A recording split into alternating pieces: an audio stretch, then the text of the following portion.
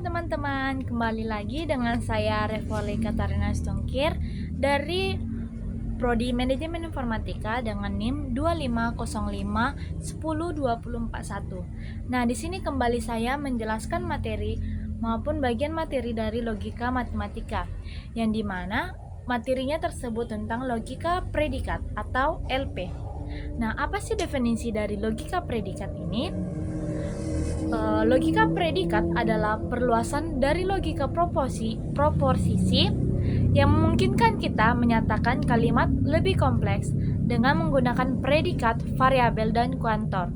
Predikat adalah menyatakan yang mengandung variabel dan menjadi benar atau salah ketika variabel diisi.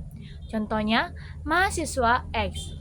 Mahasiswa buka kurung X, yang dimana X adalah mahasiswa.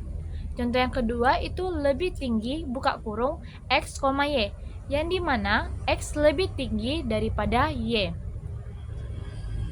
Nah, fungsi utamanya dari logika predikat itu apa sih? Di sini ada 3. Yang pertama itu adalah untuk memodelkan pernyataan kompleks. Yang kedua, digunakan dalam kecerdasan buatan, matematika, dan juga pemrograman logika. Yang ketiga itu membantu melakukan pembuktian secara formal. Dalam logika predikat ini, masa sih tidak ada bentuk umumnya? Pasti kita mengetahui rumusnya, yang dimana itu P buka kurung X, yang artinya X mempunyai sifat P. Yang kedua itu Q buka kurung X, yang dimana X mempunyai sifat Q. Dan bentuk dasarnya itu terdapat ada 3, yang dimana bentuk A terbalik itu adalah universal X, P buka kurung X. Yang kedua itu adalah bentuk E yang terbalik, itu bisa kita sebut dengan eksistensial X, yang dimana P buka kurung X. Yang bentuk ketiga itu adalah universal X buka kurung PX implikasi QX. Nah, di sini ada materi tentang kuantor, yang dimana universal atau A terbalik untuk semuanya, menyatakan bahwa suatu pernyataan berlaku untuk semua elemen yang domain. Contohnya, universal X, mahasiswa X, implikasi rajin X.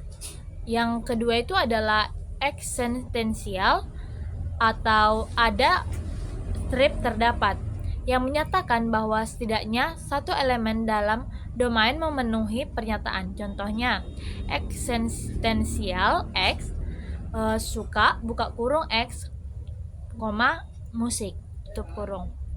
Nah, dalam contoh kuantor tersebut maupun materi logika predikat tersebut ada 3 contoh soal, yang dimana contoh soal pertama itu dapat diketahui predikat. Yang pertama adalah mahasiswa buka kurung X, yang artinya X adalah mahasiswa. Yang kedua adalah rajin buka kurung X, yang dimana artinya X rajin. Yang kita dapat mengetahui premisnya itu premis pertama, yaitu universal X buka kurung mahasiswa X implikasi rajin X. Yang kedua itu mahasiswa buka kurung Budi. Dan apa sih kesimpulannya? Nah, dalam menjawabnya, di sini saya membuat penjelasannya, yaitu jawabannya adalah rajin buka kurung Budi.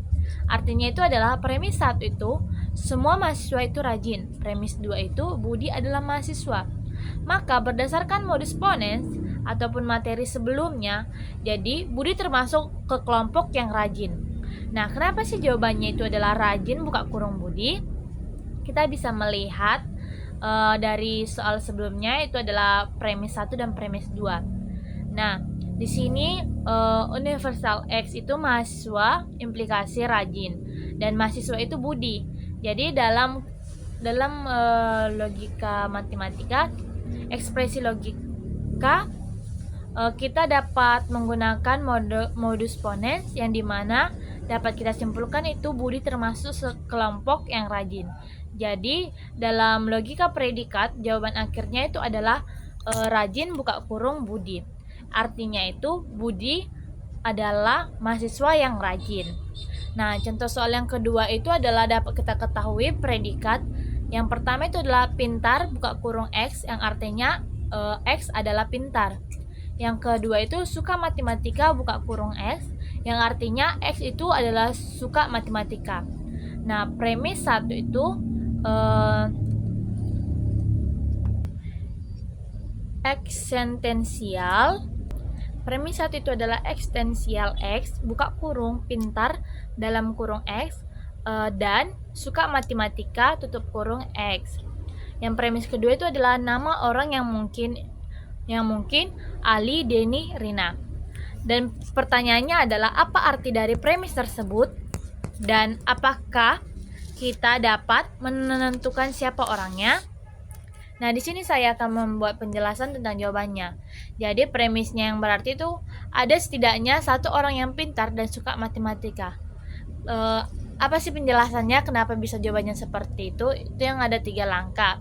Yang pertama itu tanda terbalik berarti ada minimal satu elemen yang memenuhi pernyataan. Yang kedua itu namun tidak disebut siapa orangnya. Dan yang ketiga, maka tidak dapat ditentukan apakah itu Ali, Denny, atau Rina. Kita hanya ketahui bahwa minimal satu dari mereka memenuhi kedua sifat tersebut. Maka kita dapat menarik kesimpulannya dari pertanyaan tersebut adalah ada setidaknya satu orang yang pintar dan suka matematika. Nah, contoh soal yang ketiga itu adalah predikatnya manusia X, yang artinya X adalah manusia.